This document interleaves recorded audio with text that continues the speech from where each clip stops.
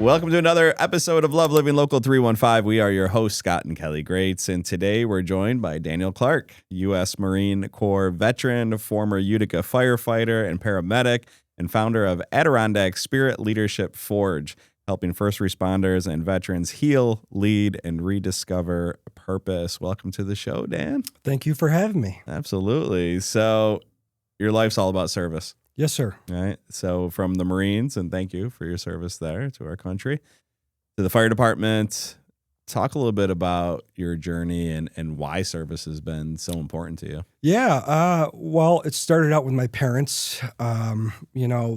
My mother was a school teacher for the city of Utica, 20 years, and previous she did 20 years with the Catholic schools.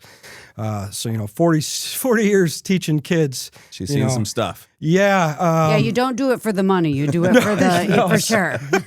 Especially not the Catholic schools, Exactly. So that just service on her own, I mean, she was always giving out to the kids, whether it was spending extra time with them after school or, if one of her kids didn't have the proper equipment or tools that they needed in the classroom, she would go out and buy them personally, which I'm sure you're very familiar with. Mm-hmm. So that's kind of why I'm rooted deep with the children aspects was from her. But the public service, that was my father. He did 32 years with the Utica Fire Department, about a decade as the union president in some of the most tumultuous times in Utica. He went through a lot of cuts. A lot of guys got hurt on the job. And the way families kind of pulled together during that time is something that society in a whole is just kind of fallen off the wayside with, So to grow up in that environment, both with, a teacher and then a father who was public service, and then the two of them bringing that together to create a whole community, that's where all of this is derivative of, So when I see another family or I see another child or another person just like myself that's struggling, it's something that resonates and it's something that you feel like you have to act upon. So that's why I do it. Yeah. So talk about, did you enlist in the Marines right after high school? Yeah, basically, that was a rough experience. My parents didn't want me to go in. My dad had gone to Katrina for like 2 or 3 months to help in recovery efforts, and he saw some really awful things. He also went on 9/11 to Albany. Basically, the way the plans worked out in New York State was when firefighters are hurt or whatever it is, and they have to backfill. Utica's ultimate place is in Albany. Albany's is like Yonkers, and so on and so forth. So it was all very personal to both of them. And, for two people who live a life of dedication and service, to have to give your oldest son to the same thing is a very tough concept to grasp.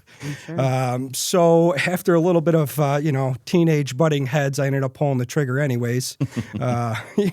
So it was rough.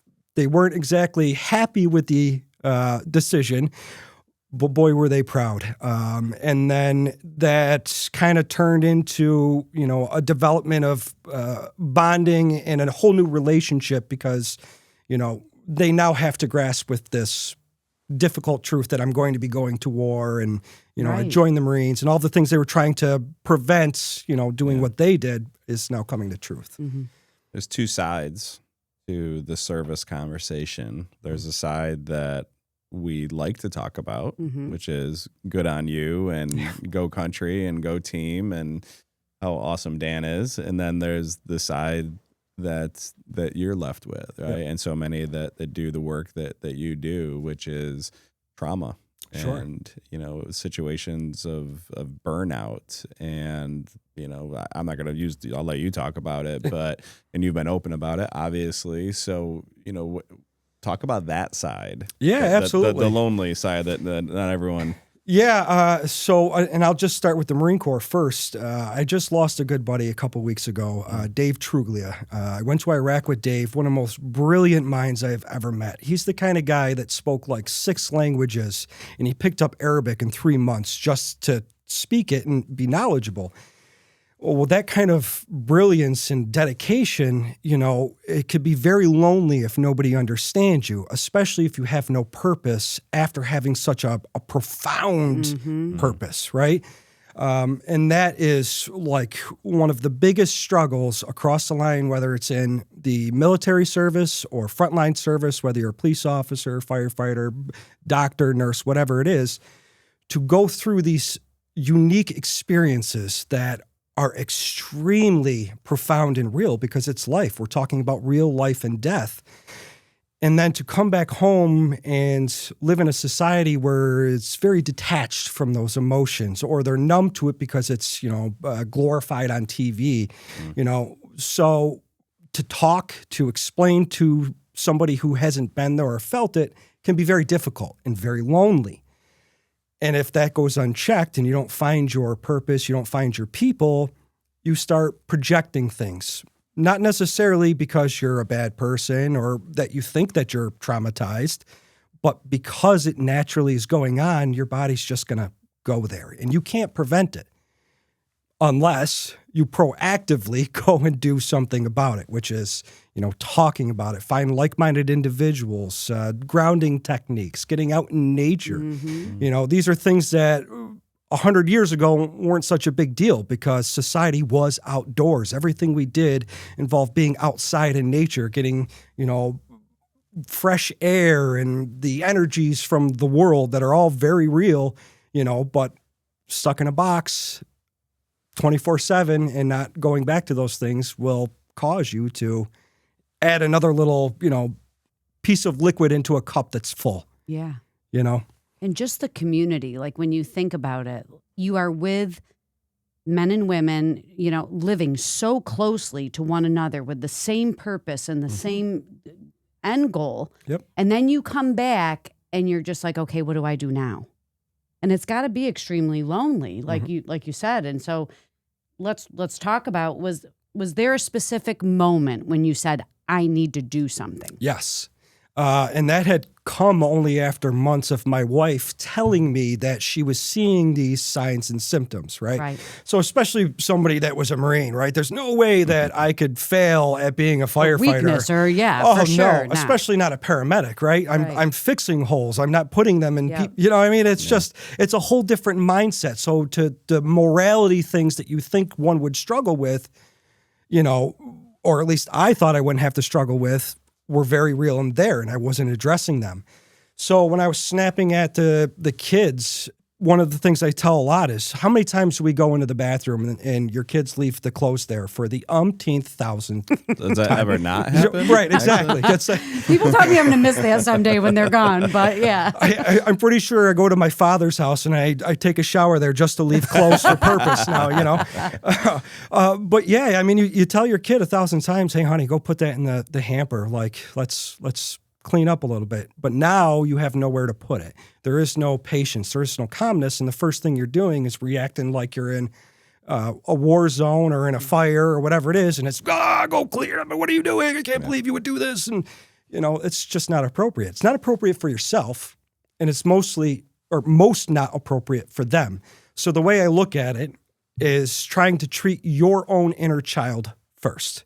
Right? If you can't take care of little Dan, if you will, how are you going to take care of Autumn and Macy and Grayson? So when I try to put myself into check, instead of flying off the handle when I see the clothes, I go, all right, Dan did that once. How would he like to be addressed, knowing that it's got to be picked up anyways and Dad's going to come confront me? So now I got to go have those conversations, that mindset. And again, if we don't talk about it, it's not something that we keep in the forefront of our mind. So we do have those natural reactions. Yeah. Often we apologize for it, but the damage is done. You are fortunate to have a spouse that encouraged you to get to the place you're at now, right? And be able to have those conversations of, okay, pause, here's what's happening, reflect, adjust, come about it with a different angle or approach. How hard is it for people without that support system to step up and say, hey, I need help or I need someone to talk to? How do we find those people? How do you find those people? Well, this is something that we are getting better at.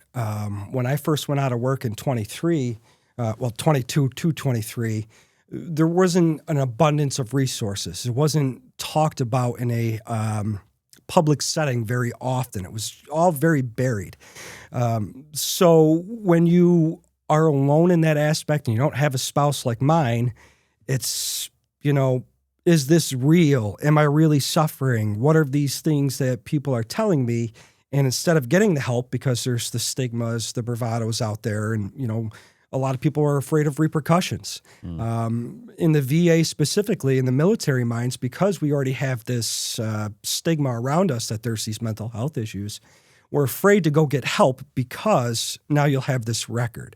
If you go want a better employment or whatever it may be, a good opportunity, you're now afraid that it's going to be taken from you because there's this rating, there's this thing that says, you're broken, which isn't true. The way we look at VA disability and the way we should look at mental health in a whole is, where were you at day one when you showed up? Okay. All of the damage or things, I don't like to really call it damage, all the experiences that we go through are all going to have a check mark in the box. It's all going to take a little bit of dirt out of, your perfect hole, right? How do we replace that? How do we make the land perfect again, right? Because it's being removed, the damage is being done. Well, that's easy. We actually go and get into communities that are like-minded, that are understanding these things and promoting those good, healthy things, right? So instead of us being alone, even without a spouse, now we're going to like a Legion, or we're going to a community event. Love Living Local. You guys yourself put on many events around here just for young entrepreneurs. There's a lot of veterans who can't fit into a box, so they try to create their own businesses. One of the best things that they can do is come to one of your events and network and meet somebody, right? But that's, again, it's all like-minded individuals, and it's all, at the end of the day, a mental health thing that we're trying to, work on, give ourselves purpose. And I am glad that there is a lot more focus now on mental health. Yes. And it's a real issue, and it's an issue for service people. It's an issue for people that are in the service industry, not just veterans. You've got teachers, you've got nurses, you've got first responders, because when you think about it, your job is to help people, but sometimes it doesn't always go the way you want it to go. Correct. Or there's circumstances that then you internalize it, and then you're in this place where you feel like, oh my gosh, I failed, or I don't have anybody to talk to. So I do think there has been a huge push in a ton of our service industries for mental health, and just letting people know it's okay to need somebody to talk to. Yes. It's okay for you to feel unstable at times, but you need to do something about it. It's okay to not be okay. It's okay to not be okay. Yeah. Right. That is a huge thing. And we say that to our kids all the time. It's okay to not be okay. Yes. Like, there's certain things that are going to happen. And if you were okay, you wouldn't be normal. And I hate that word normal, but right. It's okay to react in certain ways when you're upset or you're in a situation like that. So, I do think that we're headed in the right direction. So let's talk about Adirondack Spirit Leadership Forge. Yeah. What is it? What do you do? What kind of impact are you hoping to make? Sure. So we just talked about all of the things that got me here, right? What is the preventative? What are the things that we do not only just to prevent, but then heal and prevent it from happening again? That's what Adirondack Spirit Leadership Forge is. It's taking all of those ideas and putting them in one centralized location in order to start this process where we're both doing the preventative and the healing.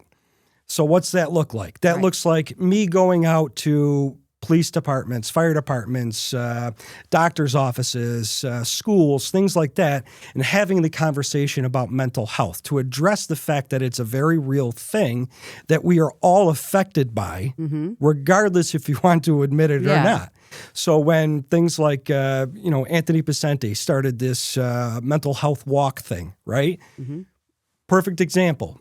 You're all the way alone and you're looking for that group to come together with. There it is. There's the start. Adirondack Spirit Leadership Forge is now going to be something that's going to be regular with a physical location where we don't have to wait once a month to go do this, because there's always going to be something. A once a year event or something like that. Exactly. Yep. A collaborative location where you can do all of these things. And on top of that, it's going to be a new age resource that takes old theories and mindsets with new age technologies. So I want to bring a Chi Life Master Center. And that goes with this idea of Adirondack Spirit, because it's these copper coils that do resonant frequencies. Now, you think about your body as an energy field, which is all very real, and the VA teaches you this stuff. They say you have to understand your energies if you want to heal from mental health. This because is Scott's jam. He loves yes. energy. So your silent retreat is like perfect for this, right? And when you apply these things, these vibrational frequencies, so basically they put these copper coils in beds or wands or all sorts of different things, they vibrate within your body. Now think about anxiety or anger or sadness. All of those things, if you were to stick a electrode to you and try to measure that, would give you a number. So you as a perfect resonant state, normal, right, is like 75 hertz or whatever. You know, I'm not saying it is, and this theory. But because you're anxious, it's at like 90. So now you listen to a song or you lay onto this bed that's giving out these frequencies, and just naturally, those cells will revert back to their resonant state. Now apply this to a police officer, right? Dan's going out and going to talk to UPD. Hey, we got a mental health stuff going on. How do we address, your young police officers who are not taking the proactive steps, right? We're waiting till it's too far in order to address it. Well, you go to a domestic violence call. Things are rough. We're still not in the perfect mindset we were when we first came on to shift. Now imagine listening to a song on a headphone. And these headphones are putting out, 70 hertz in this ear and 90 hertz in this one. And this police officer, 10 minutes of this song, back to resonant zero, feeling normal. Now we can go deal with whatever call comes with this and not have this, energy or amped up fight or flight triggering response. And again, it can be applied to every setting, right? Now you take schools and our children, especially with what we're talking about with ADHD and autism and things like these sensory overloads.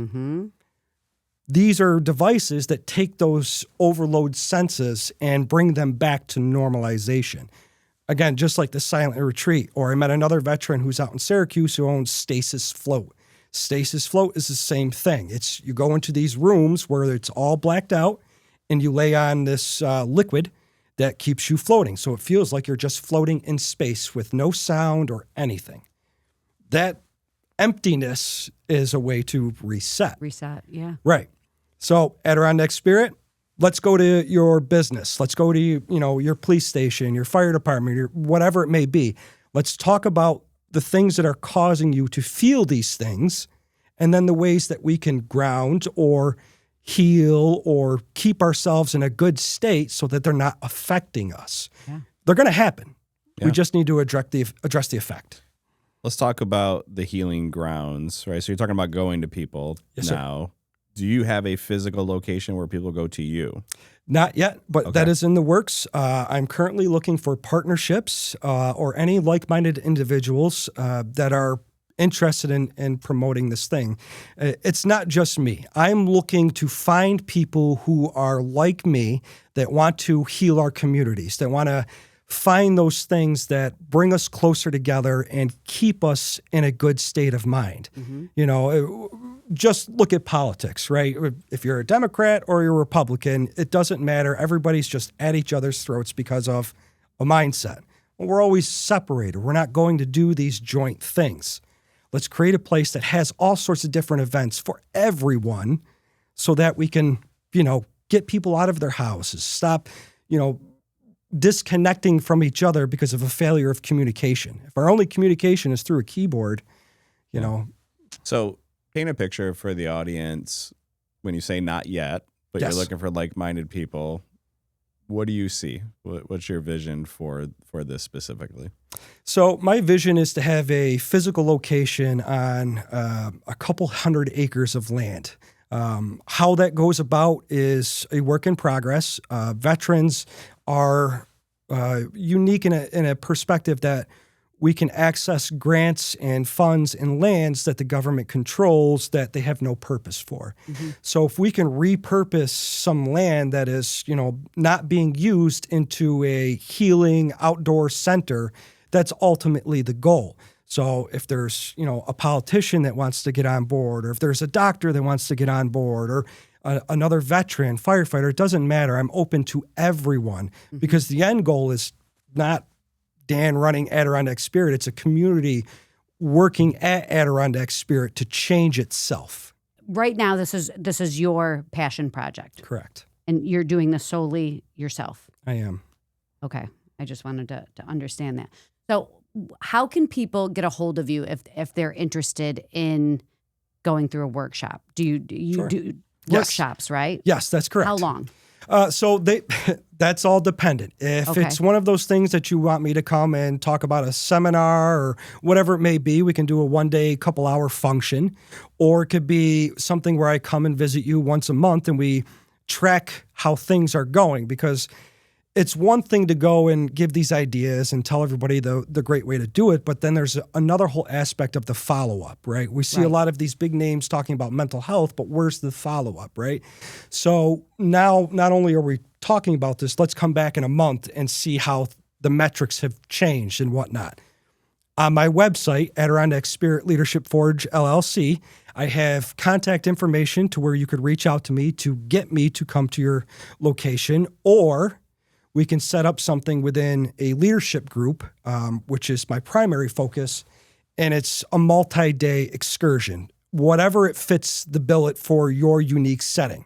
If your group of leaders likes to go golf, let's go on a golf retreat to Myrtle Beach for 5 days. But on that golf retreat, we're not just going to golf. Right. I'm going to give each one of your people that you're bringing along with this a goal, a project, whatever it may be.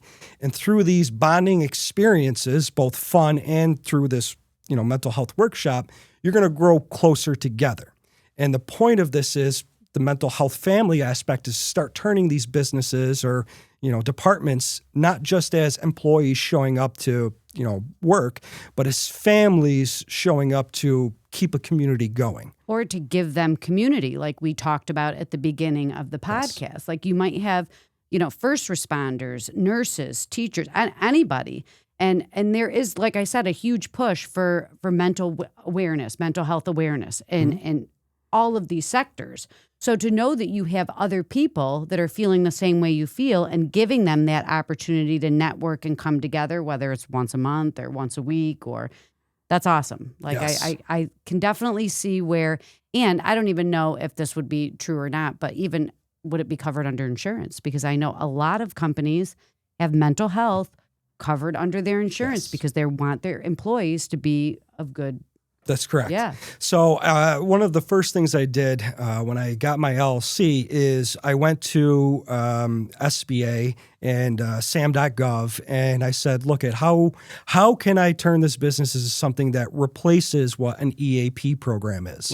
Right. So public assistance programs for, whatever job it may be, or even for a doctor's office, they are more of like a resource that you call and they say, okay, well, I know this place that's out here to go do this thing, and you got to go schedule it yourself. It's not an all-inclusive thing. One-stop shop, yeah. Right, and that's kind of what we want to change, right? So now you're calling Adirondack Spirit, and if you need the physical rehab or the mental rehab or whatever it may be, now instead of us sending you out to 10 different places, it's here. Your EAP program for all of Central New York is this 200-acre facility that is all-encompassing and is promoting community. Mm-hmm. Just for clarification, what's EAP stand for?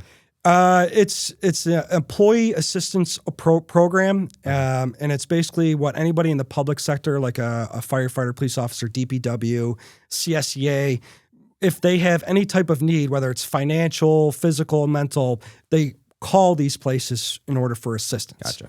You do so much one thing we haven't talked about is your involvement with the American Legion. I hope I don't get hate for this, but I'm just gonna say it. I think a lot of people think American Legion and they think a bunch of old people sitting around a bar. Yes. Right. It's true. It is true. So debunk that. Yep. Gladly. And share some of the initiatives and programs that the American Legion is doing. I'm glad you brought that up because it really is the biggest stigma that we deal with young veterans. And the reason why young veterans aren't going to join the VFW and the Legion is because they do think that it's a place where we're just going to go get drunk. And again, we're a different generation. We know we're having these issues, and alcohol is not solving them. So we're going to keep ourselves far from it. It's not that, though. So the American Legion on its own has recruited some pretty big names. There's a gentleman, he goes by Mandatory Family Fun Day. And he does these videos all across social media platforms that promote the younger generation and how, if you're looking for that like-minded individual, if you want to be proactive to go talk about your experiences, things, here's the place. That's just to get you in the door. Mm-hmm. Not only is that offered to you there, but we also have these other things such as scholarships for your kids, baseball programs, bowling programs, every family function that you can think of. And all you have to do is be some sort of relation within the military. You don't even have to serve yourself. If your mother, your father, your grandfather, we have ways for you to become a member. And again, it's not just benefits for yourself. It brings the community together, but the big part is our kids, because we want to promote these healthy atmospheres in our future. One of the big things that I'm a part of is Boy State. Boy State is a week-long program that's run at Morrisville State College, and it takes juniors from all across the state and teaches them government all the way from the smallest local level, like a dog catcher, all the way up to, a senator or your governor. The two best will end up going to Nation, which I think it's 2 weeks or something like that, and they run the entire country. And these kids, these juniors, are trying to pass bills, actual bills and legislation that start out as theories and ideas from youth and actually end up on the floor. So, we don't talk enough about those things, and everybody's always saying, well, I wish we had these programs to get our kids involved in government young and things. Well, they're there. The American Legion offers it. Is it enough? No. Do we need more? Absolutely. But we need to start taking these ideas and bringing them locally and regularly. My goal with the Legion in children and youth and Boy State, Girls Nation and Girls State is another thing, I'm just not involved with it, is to hold monthly meetings if we can. And those meetings are going to take your governments from the schools. So your sophomores, juniors, seniors. And again, this is all theory right now, and we're working on this as a project. And they run each department of government, if you will, but through your school, and actually try to solve problems.